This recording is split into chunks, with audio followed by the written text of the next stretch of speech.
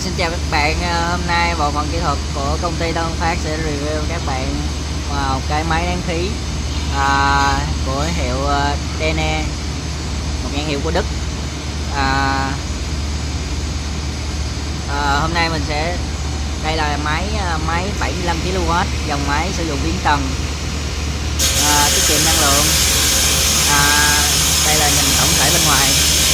Hiện tại thì bộ phận kỹ thuật đã lắp đặt xong hoàn thiện bộ máy 75kW không dầu ở công ty Tân Huê Viên, công ty sản xuất về dây chuyền bánh đĩa, sản xuất thực phẩm và sử dụng khí sạch không dầu. Để nhìn rõ hơn thì mình sẽ đi vào review từng chi tiết trên cái máy nén khí này ha. Đầu tiên là máy sử dụng biến tần của hiệu NVK tiết kiệm điện. Đây là màn hình điều khiển, màn hình điều khiển sử dụng màn hình của men và có chức năng cảm ứng. Hiện tại thì bộ phận điện chưa cấp tới nên mình không thể bật máy.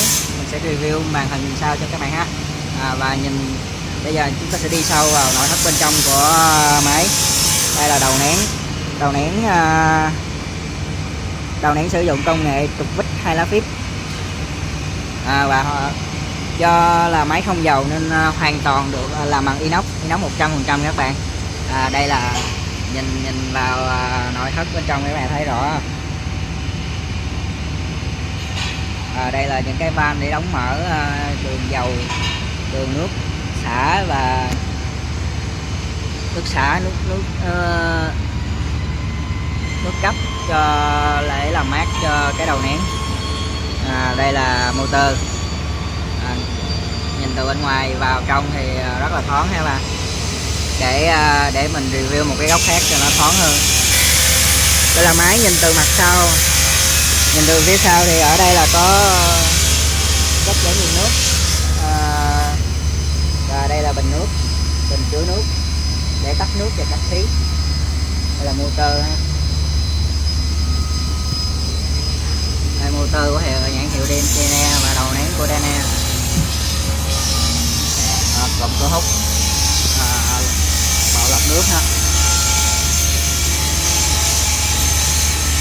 Sau đây mình sẽ review luôn là hệ thống lắp đặt bên công ty của mình bao gồm những gì ha. Đây là lắp đặt thùng máy, tủ điện riêng, một chính cho máy nén và máy sấy. Ở đây thì có một cái đường vệ sinh và đồng hồ áp của mình, một cái đường khí để vệ sinh máy khi mà bụi bẩn.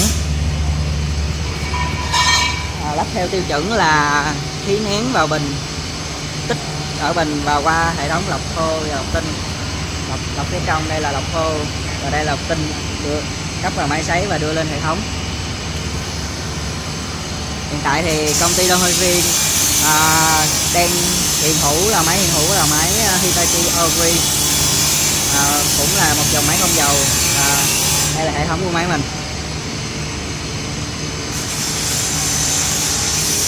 Đây là toàn bộ khung cảnh của nhà máy.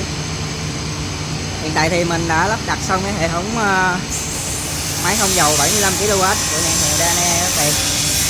Mọi thông tin nếu các bạn muốn chi tiết và rõ hơn thì hãy truy cập vào trang web là tânhương phát.net. Cảm ơn mọi người đã quan tâm theo dõi video của mình.